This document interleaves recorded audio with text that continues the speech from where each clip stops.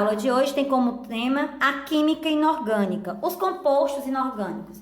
O que são compostos inorgânicos? São compostos formados a partir de substâncias que não possuem o carbono. Fernanda, não possui carbono? Não possui. Porque, no geral, todas as substâncias que possuem o carbono são substâncias derivadas de origem animal, de origem vegetal. Claro que isso já tem algumas modificações e algumas exceções. Porém, a principal característica é essa. E eles são classificados em 4. Os ácidos, as bases, os sais e os óxidos. Prestem atenção à formulação da molécula de cada uma, que é fácil identificar. Primeira coisa, o que é que você tem que entender? Você tem que entender que essas substâncias não foram organizadas de uma hora para outra. Elas foram organizadas no decorrer de 2 séculos, né? Então, a classificação não é um consenso ainda dos cientistas da época, de dizer que era substância de origem animal, vegetal e mineral. Hoje em dia, nós temos substâncias orgânicas que são elaboradas em laboratório, né? Então, essas modificações de nomenclaturas, de organização, sempre está sendo modificada, né? A ciência está sempre em crescimento. Então, a maioria das substâncias de origem animal e vegetal são todas derivadas do petróleo, são todas orgânicas. Inclusive o açúcar, inclusive a amônia, que nós vamos ver mais na frente, certo? E como elas estão classificadas, né? Elas estão de acordo com o seu comportamento físico, a sua estrutura, a organização, a sua molécula. Então, algumas características estão presentes principalmente hoje nos ácidos e nas bases, que nós vamos ver agora, certo? Primeiro, os ácidos, elas são substâncias, como o próprio nome já disse, a gente fala ácido, lembra azedo.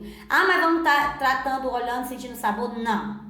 As substâncias ácidas, elas às vezes podem ser muito corrosivas, né? Na natureza, a maior das corrosivas de todos os ácidos mais fortes que tem está no nosso estômago. É por isso esse cuidado tanto com a alimentação, para não corroer, para não machucar, para não dar azia, né?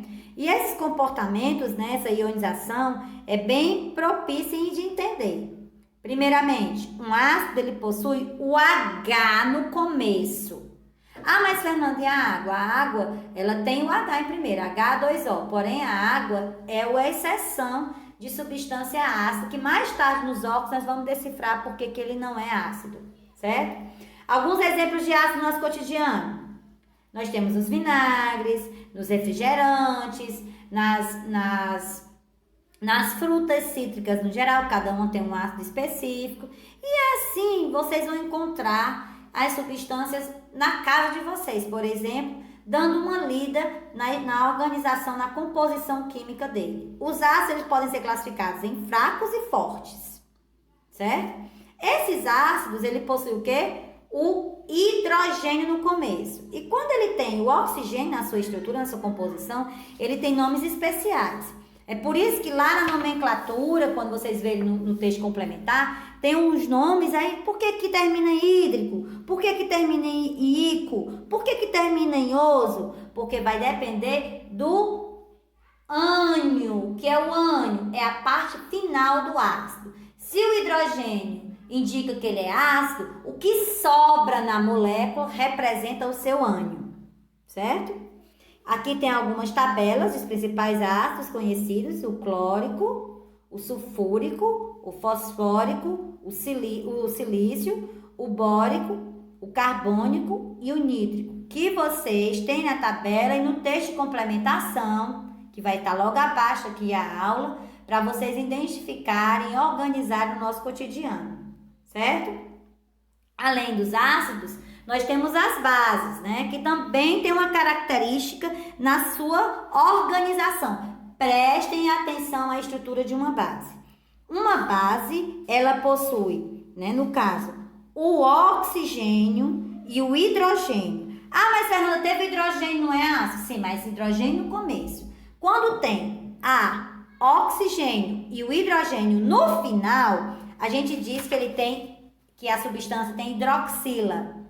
Por isso que as bases recebem o nome de hidróxidos, viu?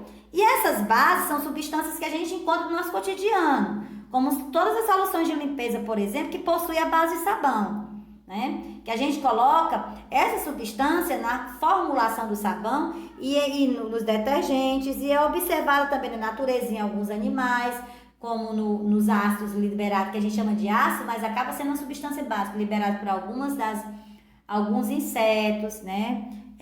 Como o besouro bombardeiro, né? Que esguincha quando ele está se defendendo, como também em algumas frutas, como a banana, quando ela está verde, ela fica, aquela substância que fica assim, grudando na boca, que dá aquela sensação da boca assim preguenta, que a gente diz. Aquilo dali é o quê? Aquilo dali é a substância básica do momento da banana, ela ainda verde, né? Então, lembre-se, todo ácido tem a palavra ácido e toda base tem o nome hidróxido, e sempre acompanhado da preposição de.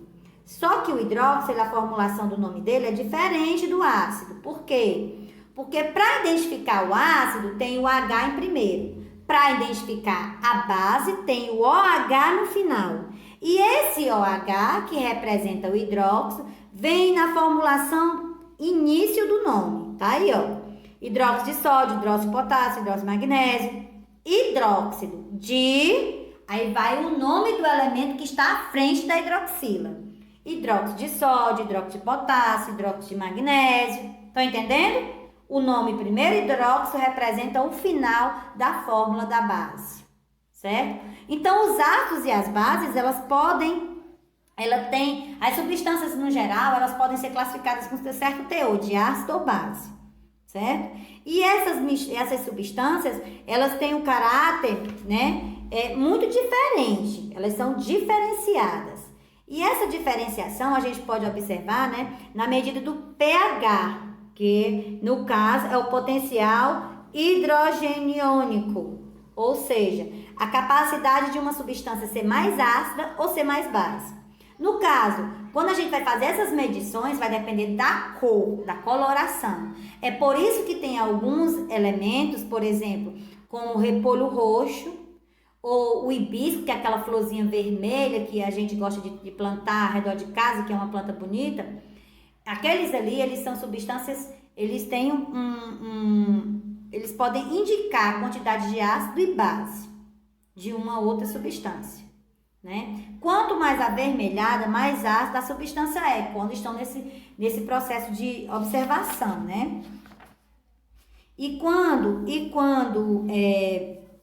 eles são mais básicas, eles estão cada vez com a coloração mais azulada. Essa experiência pode ser feita com repolho roxo ou com as folhas de hibisco. A gente faz um suco, tem alguns exemplos aí na internet. Um suco não para beber, mas para fazer esses experimentos e colocar as substâncias. Quando a gente coloca o refrigerante, o suco do limão, por exemplo, a substância vai ficar mais avermelhada. Por quê? Porque os indicadores de ácido base vai indicar que ela, no caso o repolho roxo, ela vai ser uma substância mais ácida. Se você colocar, por exemplo, bicarbonato de sódio, vai ficar mais azul. Por quê? Porque é uma substância mais básica. E assim você pode fazer essas comparações em casa com objetos. Com objetos não, com substâncias. Com substâncias que vocês podem ter em casa, em qualquer uma das substâncias, né? Líquida, ou em pó, ou a própria organização de uma mistura de uma substância com outra, viu?